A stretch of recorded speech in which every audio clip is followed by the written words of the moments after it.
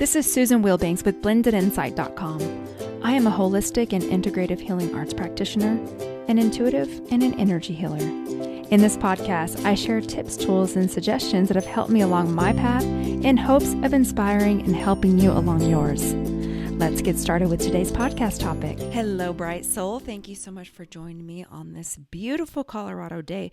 We're having an unseasonably warm day, and I'm able to open my window, enjoy the sunshine, and I'm so grateful for it. And I wanted to start this podcast off by saying how grateful I am to you. I appreciate you so much. You are the reason I am here, and you really give me the feedback to let me know that this work I'm doing is making a difference. So I wanted to thank you for that. And as we're starting this new year, this new cycle on Earth, and showing up in a different way, hopefully, that's our intention for this year, I wanted to talk about withdrawals and deposits.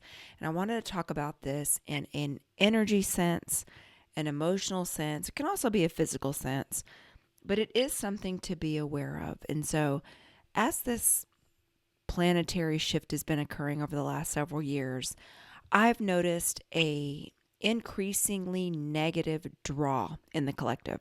So what I mean by that is people have become a little bit more cynical. And I'm talking about collective, not people that are on the path. I mean, it could be people on the path, but the general vibration of people feeling more cynical, people feeling more negative. I mean, we're kind of in a recession. I mean, we are in a recession. So people struggling financially. And so people that don't have a spiritual practice and a spiritual belief, and they're not getting plugged into a higher power, tend to feel like this world is all there is. And so they get very shallow and very survival based. And if your physical needs aren't being met, it is difficult to focus on something higher. If you're hungry, you're scrambling for food. So I get all that. So in that sense, the emotional and the mental well-being of people, I've noticed, has severely suffered. So in that, you and I, who are doing the work to bring the light down, to help, to serve, checking in every day, asking, how can I serve? What would you have me do today? We do those things. You are essentially a lighthouse. So as you walk through the world and you walk through people who are not plugged in, a lot of times there's two things that could happen. One, your big aura could bump up against their aura and cause them to expel things. So they could blow up on you, take things out on you, get agitated at you for no reason. So it's shocking to you, especially if you're in a really good place. Or two, they could try to plug into you because they don't choose or don't know how to access their higher self and drain you. And one of the things that I've really been mindful of over the past really several weeks, this whole year, yes, but these last several weeks, it's because of the cycle I'm in. My birthday's in February, so I'm in my 7th cycle where my soul is figuring out what to let go of and release. And, you know, we all go through this every year.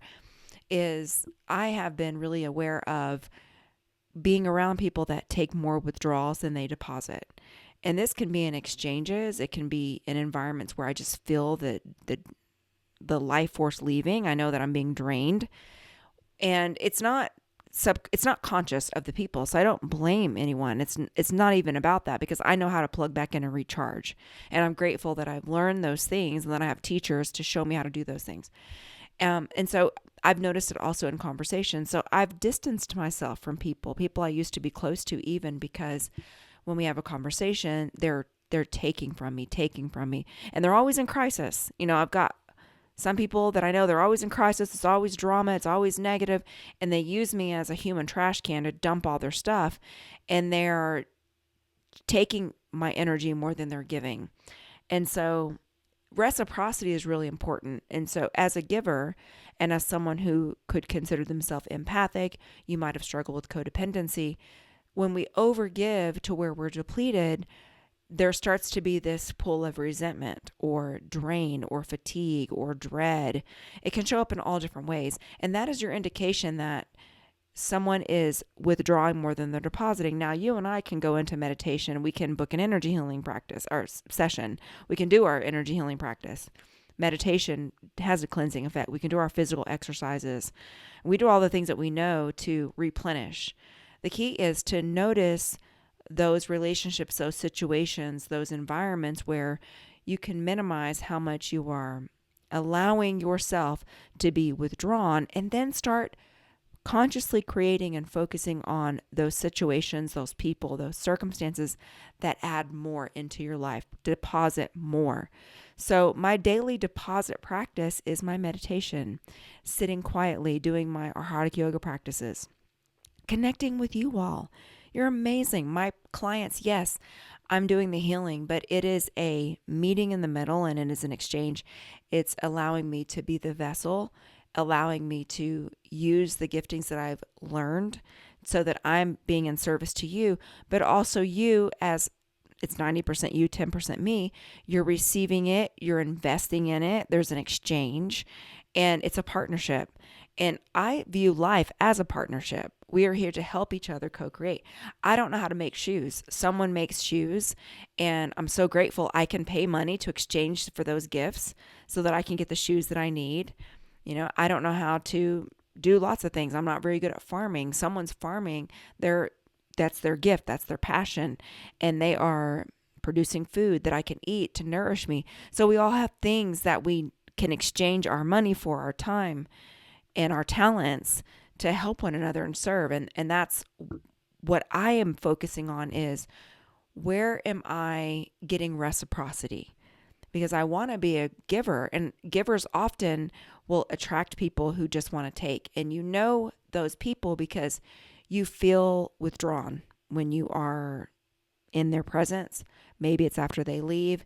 And this is a time to just be really conscious of that. So I wanted to say to you, there's nothing to feel bad about.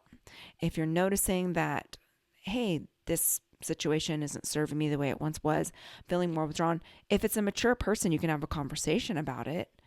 Or you can just start focusing on putting more deposits and creating a reciprocity exchange with more of what you want to see. Because what I have noticed is that people that are drainers, withdrawers, as you're continuing on this path, I know this is true for me, because if I just got to a certain level, in my spiritual development, and I'm nowhere near where I should be, I'm nowhere near enlightened, I won't probably get it done this lifetime, because I'm just a work in progress all the time.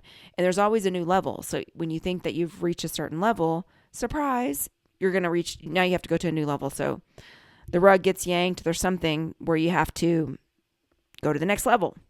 First of all, you can't encourage someone else to change. You can give them the tools, and you can plant a seed, and you can occasionally water the seed. And let me take that back. You can encourage someone. It's that old saying, you can lead a horse to water, but you can't make them drink. So the desire to change is an internal job. Inspiration is more powerful than motivation. Motivation has to be done every single day because it is an external drive, or an external, what do I want to say here? Like a spark plug. And it comes and goes. That's why discipline will always trump motivation, because motivation it's emotional based. So our emotions are constantly fluctuating. So this is where discipline, even if I don't feel like it, even if I don't want to, I still do it. Inspiration is the soul. It's an internal spark. So people that aren't on the spiritual path don't really have access or desire. They could do all the things you and I are doing, but they don't choose to. So they're typically not going to just suddenly, through you helping them or inspiring them, if they haven't done it by now, you're going on years and years, they're probably not going to. And so because you're continuing to climb and you're going higher and higher and higher, and they aren't doing that, maybe you're going 10 steps higher every, I don't know, I'm just making this up, every year, and they're going like half a step higher. Your vibration is too much of a mismatch. So that's why it starts to get even more sticky. It starts to feel even worse. It starts to feel even more draining than it once did. And I know for me, I'm not going to stop doing this work because it's a commitment that I've made, and I'm on the path now, and it's a calling, and it's part of my purpose. And for that reason, I know that there are certain people, they've not ever started. Even if they start now, they're not going to be able to get to where I'm at unless they are on this crazy accelerated path, because it took me years to get where I'm at. And that's not an ego thing, because as you and I both know, it's not fun. It's just once you're on it, it's like, well, I'm on it now. You're on the roller coaster. It's moving. What are you going to do? Are you going to scream and cry and resist the whole way? Or are you just going to go with it? I choose to go with it and just continue to climb. So my point is, a lot of times people will reach out saying, how can I get this person to do this? How can I do that? You can't. This is an individual soul's journey. You can't do that. So what your job is to focus on loving compassion, because I used to be, near that level. We don't just arrive here. This is years and years of constancy of aim and effort, working toward it, doing the hard things. And it's challenging. So I commend anyone that chooses this path. It's not the easy one. So I have compassion for it, but I also can't allow it to slime me and hold me down, because I want to spend my energy and my time on people who are reciprocating, who are doing the work, where I'm guided, where I'm led, where I'm being a vessel, where it's appreciated. And I have to let those people find their way. It isn't my job. They have a God. I have a God. I'm not their God. And I wanted to remind you of that, because this path is not something that you can force on other people. There are many ways to the mountain. There's Christianity, Hinduism, New Age. There's many ways to get to the same place. And so I respect other people's journey, other people's path, the way that they choose to get it. I love all that. If you're working on yourself and you're climbing, I love it. I have been more called to just pay attention to withdrawals and deposits. And this is also true about what you spend your time on. How much time are you spending on certain activities that make you feel drained afterwards? Spend your time and your energy doing things that add more deposits. For example, I follow an account that will often talk about world events that are going on, but it's usually something negative. It's usually something, about it's too expensive to live. And so I just was like, I'm not going to follow this person anymore, because these things actually upset me. They make me feel sad. So I'm not, and it's not that I have my head buried in the sand, because I have a way of finding out the information through divine intervention. It'll be in passing or something. The universe knows how to get me the information that I need. And I've always been this way. And so I've just also noticed that. Or if I'm scrolling and then I get off and I feel like, yuck, I wish I didn't do that. Let me limit that so that we can preserve our energy and go forward and create the things that we want to create this year. And sow into people and bring those people into our lives that are on this journey with us and that feed and fuel us. And that doesn't mean that we're not going to spend time with people that aren't on the journey. Of course we are. We're the light. Limit it and pay attention is what I'm saying. If they are draining you, that is my whole point. And so I still interact with people that are they eat off of my energy. They slime me and I feel it and I just limit it. I still do it. I engage it. I'm in pause. I bless them in my meditation practice.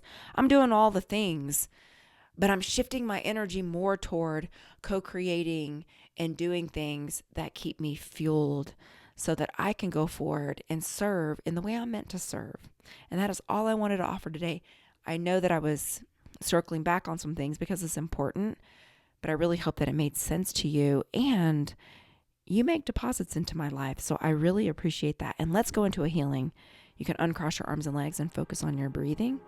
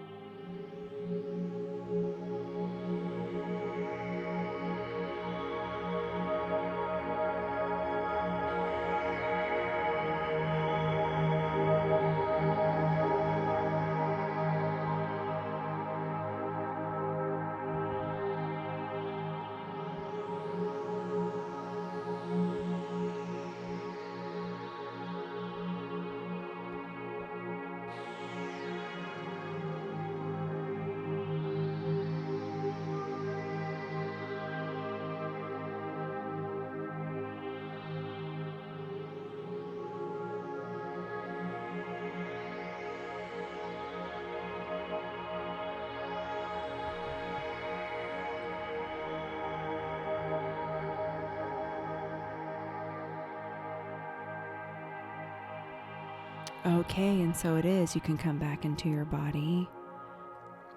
And for those of you who have left me a review on iTunes, I want to say I really appreciate it. And if you haven't joined my Patreon account, you can do so over in the link below. I've not posted content yet. I'm working on it, and I'm open to feedback about what you would like to see, how I can support you. And I want to wish you a beautiful week. Take care. Bye-bye.